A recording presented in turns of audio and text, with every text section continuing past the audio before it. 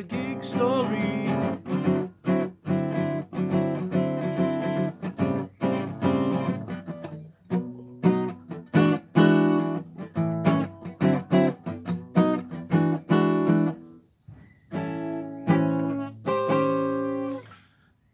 Oh, there's almost nothing I love more than getting up when I normally get up, which actually today was an hour later, but it's still early morning. And I just love to go out and sit on my patio and play some guitar or bass, and strum and sing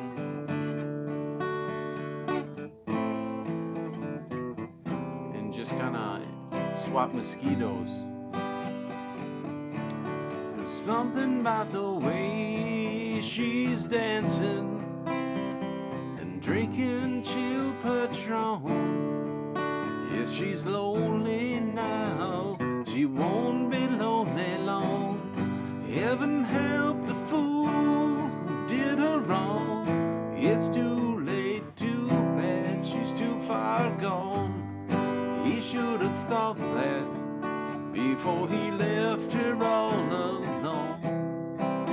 If she's lonely now, she won't be lonely long. A little bit of cowboy chords there. Country tune that I love by Clay Walker. Won't be lonely long. I can like country music. I'm a jazz guy. If Charlie Parker can like country music and Ray Charles, this boy can like country music too. Anyway, happy 4th of July. It is the 4th of July, 2024 today. And it's a beautiful day. It's quiet. And I don't have to work. And I'm going to go to a parade and have some bratwurst and just kind of enjoy the day. Maybe find some music somewhere, somebody playing. Go to the beach maybe. And if the weather holds, do some fireworks tonight. I'm not going to do them myself. I value my fingers. But I'll definitely go with my wife and some friends maybe and check out some fireworks somewhere tonight. All right. I said it's time for a gig story, and I looked at my what you call it playlist, and I haven't done a gig story in a couple years. So it's time. It's time for a gig story. This one was a near tragedy. A near tragedy that almost occurred, and I will tell you about it. In fact, it was 2 years ago, almost to the day. I think it was in August, 2 years ago, 2022. And I was playing with this group. The guy, the leader of the group, guitar player, his name was Iggy Ray Vicious, is what he went by. Wasn't his real name. In fact, I don't even know if I know his real name offhand. Anyway, he went by Iggy Ray Vicious, and he was a rock and roll, country, everything kind of guy. And it was a trio, bass, drums, and guitar. Yeah, it's a fun band to play in. Did that for about a year and a half, but it consumed that entire summer. And that summer, I wasn't doing all that much jazz playing because, people were still freaked out about COVID and stuff, and there just weren't that many gigs happening. But if you get outside of Madison, bars and country places were having music and everybody was cool. So, anyway, I had this job one time, and it was a Sunday afternoon gig way up north. It was about a 2-hour drive from me. Good morning, crows. It was what was that? It was a little crossroads. Oh, I'm gonna battle the crows now. They're gonna be battling for mic time. Are you kidding me? and I'm swatting mosquitoes. Sorry, it's bad. Um, it was between Manitowoc and Green Bay, Wisconsin. Which, if you look at a map and you see that peninsula, Door County, it is west of Door County, but it's 2 hours anyway. So I confirmed with him, had it written down in the calendar. What time is the gig? Well, we start at 3 o'clock. So it's a 3 to 7, 4 hour time slot. Okay, 3 to 7, cool. And I had that written down, but I always like to kind of confirm if I haven't heard anything in a couple of days or a month. I like to kind of throw out a feeler just a day or two beforehand, just to make sure we're cool on the time and everybody's, straight on that. So I texted him. I said, "Hey man, looking forward to the gig tomorrow. I'll see you for our 3 o'clock show." And let's do it something like that. And I get a text back. It's like, "Yeah, we'll see you there. Looking forward to it." Okay, cool. So, I calculate the time I need to leave, which I think was 11 o'clock. Because I figure, well, 11, 12, 1, get there. Get unloaded, get set up, get mic'd up, have a little chill time, able to play at 3. And everything will be fine. And then a little gap for whatever, a road emergency, a flat tire or something. So I'm tooling down the road, and I get about an hour and a half away, and I'm like, yeah, it's time to fill this baby up with gas and get that taken care of. So I stop and I fill my tank full, and I'm tooling up the east side of Lake Winnebago, which, again, if you look on a map, you see Lake Winnebago. It's a huge lake. You can't miss it. It's like, it stands out like, I don't know. It's a, I don't know, what is that? It's got to be 50 miles north to south or more. So I'm tooling up there and, going through these little towns along the east side there, and I'm like, okay, well, things are looking good. And then I get a call, and what's this? It's from Iggy. Yeah, man. We start at what time? Oh, we start at 2 o'clock, so it's 2 to 6 now instead of 3 to 7? Yeah. Guess they had the time wrong. I said, where you at? I said, well, I'm about, 45 minutes out. A good 45 minutes out. Well, just get here as soon as you can. Okay. Well, I should have just been cool about it, because, maybe we would have started a half hour sooner than we were originally going to start, but it would have been okay. But I decided, oh man, well, I want to be there. I don't want to be the late guy. And I normally try and get to a gig about an hour before I play. And in this case, I think I was going to get there a little bit more than that. But still, it wasn't going to be early enough for the time that was now revealed to me, the new time.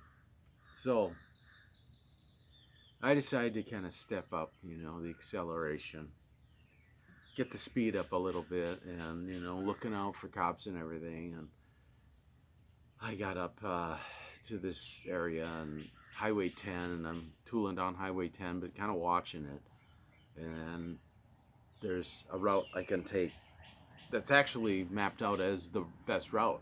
And it's basically country highways, like, I don't know, Highway P or Q or something like that. So I get down there on those roads and I hammer on it.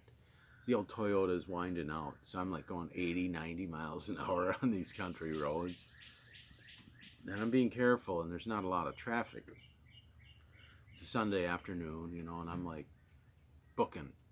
But on those country roads, you have stop signs every now and then, right? So every few miles, there's a stop. So you get to a stop.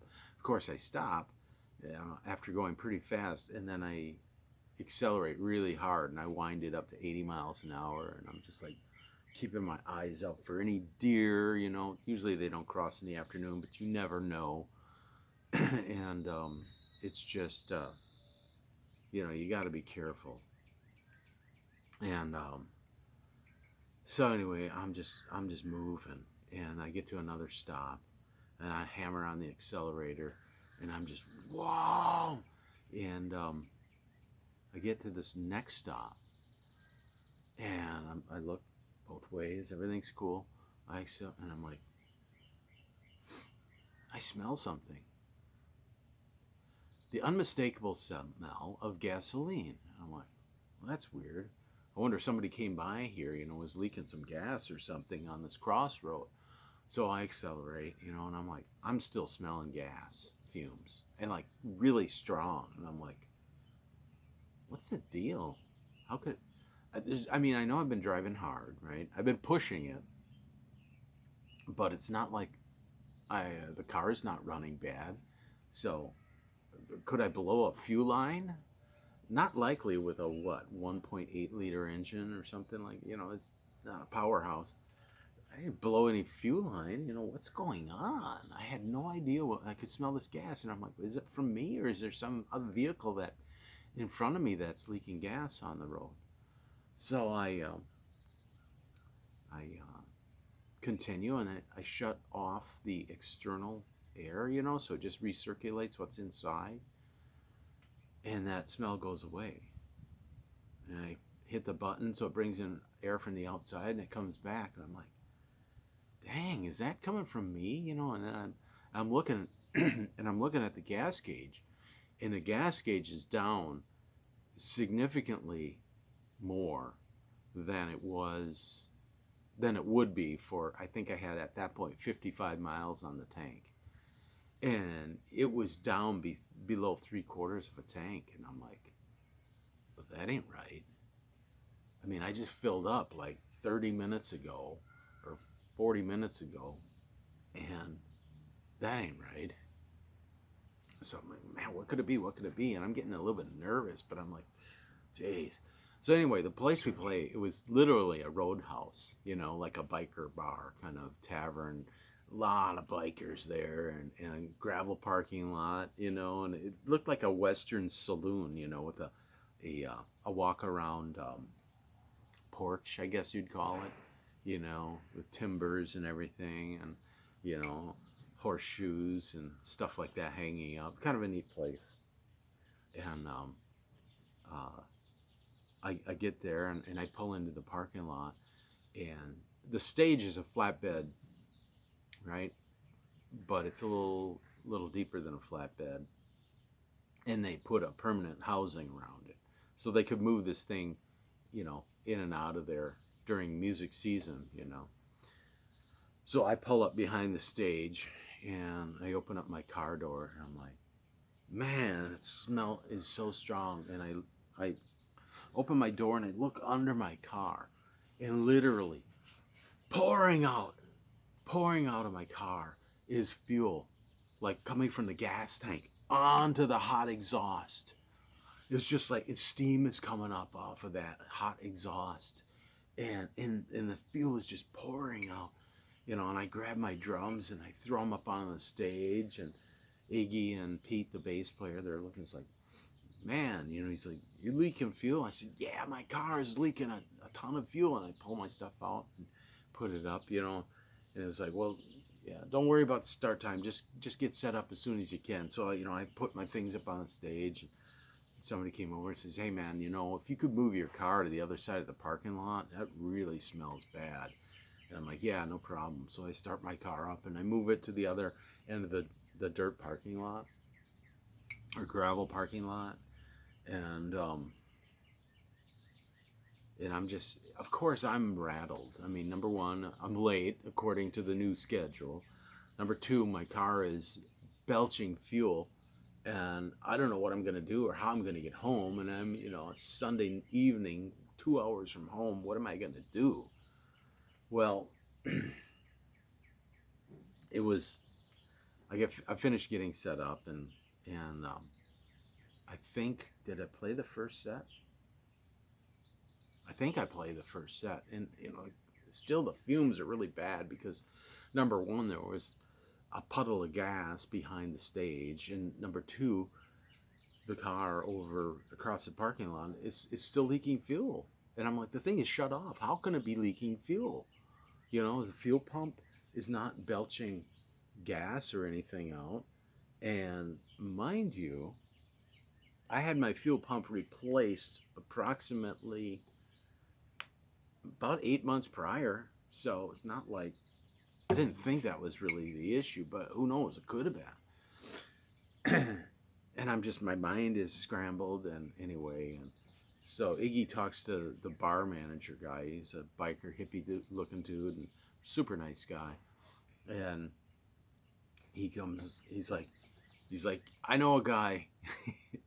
And it's like, don't worry, you're at a biker bar. There's everybody here knows a mechanic or is a mechanic, so you're probably gonna be okay, buddy.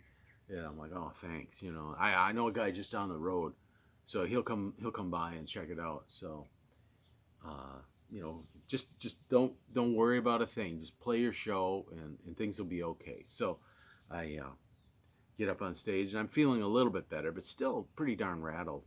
And I think it was after that set, you know, I was talking to somebody that was watching. He says, man, is that your car over there?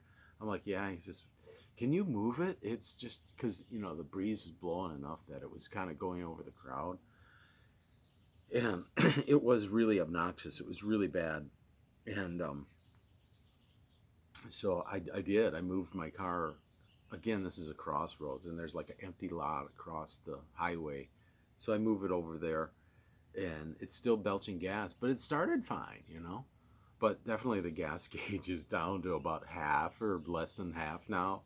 And I'm like, oh man. And they brought in like a Bobcat loader with full of gravel and sand, and they covered that whole area where my car was sitting. Of course, the gas is soaking into the dirt, but they covered it up, so at least the vapors and the fumes were gone.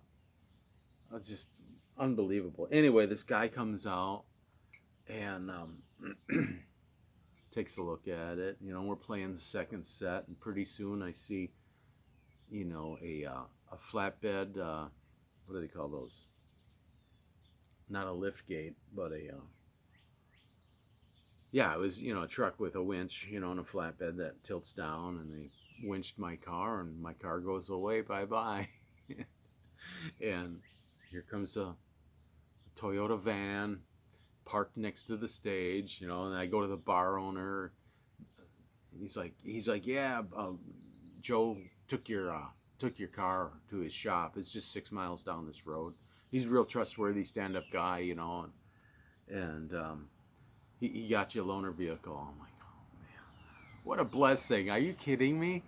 I got a vehicle I can get home, and my car is at a mechanic. Man, I didn't have to do anything. I literally made no calls. I said, well, here, give him my number, because I didn't even have the guy's number. And after the show, I did get the guy's number, and turns out there was an auto shop that I came by when I was belching gas flying down the road. All right, well, he gives me a call the next day, and I'm home, and I'm at work. He's like, yeah, Jim, this is Joe up at such and such Motors. Found the problem. And he said, you got a hole in your gas tank. I'm like, a hole? He goes, yeah. He said the heat shield on your gas tank is missing, and the exhaust pipe was really close to the poly fuel tank, and it melted a hole in it. I'm like, oh, you're kidding. I can't believe that. I'm like, thank God I didn't, you know, blow up, you know, and go out in flames. That would have been pretty tragic. Anyway, I couldn't believe that. Anyway, so he said, well, he got the fuel tank in. And he called me back. He said, well, we got a problem. Yeah, there's something with your model is compared to the other models is slightly different and whatever. But he says, I've got a used fuel tank coming. I mean, it's in great shape, but you should be fine. And he said, and it's got a heat shield too. I'm like, oh, thank you. That's so nice. Anyway, He's like, yeah, don't worry about the van. Just use the van and bring it back. When I get it done for you. So I think 4 days later, I get a call and say, yeah, Jim, got we'll just call it. I don't even remember now. Joe's Motors.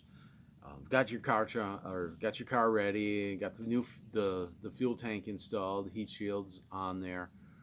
And I'm thinking, when I had that work done like 8 months ago, those heat shields, those things, the bolts and stuff get rusted. I'll bet it got taken off, and that fuel pump got changed because you had to remove the heat shield to access the fuel pump because the way it fits in the tank, and it probably just didn't get put back on, or it was rusted through on the anchor points, and it was like, yeah, no big deal, right?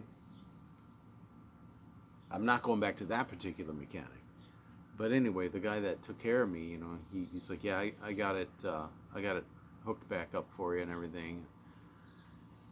And it's $1,200 and something. And I'm like, oh, that was an expensive $200 gig that I didn't make. Anyway, so I leave work early. I'm like, well, what time do you close? We close at 5 o'clock. And I'm like, okay. So I left work at like, I don't know, I think 2 o'clock on a Thursday or Friday. And I booked up there middle of the day, got there just before he's closing, and settled up and everything, and was super thankful. Super nice, upstanding guy, really a super nice individual. And he took care of me, and I was telling him about, how it happened and everything. He goes, yeah, it probably just got heated up over time. And then if you really were hitting it hard on the way to your show, probably that exhaust heat just was enough to put it over the top, just enough heat. And had I been on the interstate, tooling along 70 miles an hour or whatever, it would not have been a big deal. But the fact that I was stopping periodically and then hammering it up to 85 or 90 or whatever, actually that probably tops out at about 90. I was going 80 anyway, but I was really driving it hard to get up to speed. That probably, that heat really stressed that. So anyway, all's well that ends well. And he didn't charge me for the loaner vehicle. And yes, I did fill it up with gas. Just before I got to his place, there was a gas station about 5 miles away, 6 miles away. And I topped it off, and I was profusely thankful for that use of that van, which I needed because I think I had more gigs that week. And I needed to get to work and, just whatever. But yeah, that was an expensive road gig. And thank God I didn't have any burst of flame or anything like that. That would have been seriously tragic. But anyway, that is my gig horror story en route. I had another one when I was going to South Dakota. 1986, I was playing in a circus, and I was traveling between shows. I had a fuel filter that got plugged, and my car would start to buck because it was getting starved of fuel. And I'd pull over, and the thing would finally, get enough fuel back into the fuel lines, and then I'd be able to go for a few miles, and it would start to buck. And I got to my circus gig, and in time to find a mechanic, and dropped it off, and they got it taken care of overnight. I was able to get to my show and set up and everything and play that.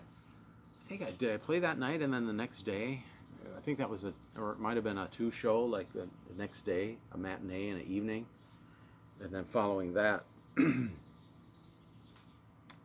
we left to go to a new location. But yeah, things can happen on the road, and it's crazy.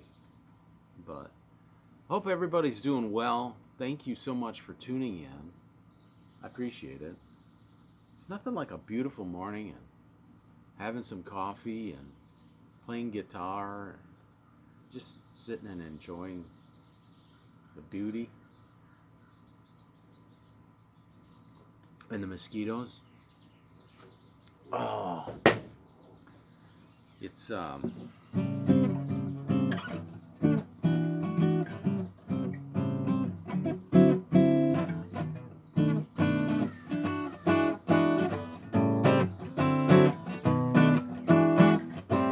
thanks for coming by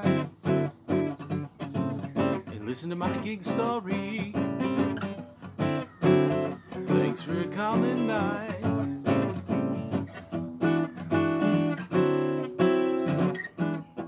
Listen to my gig story.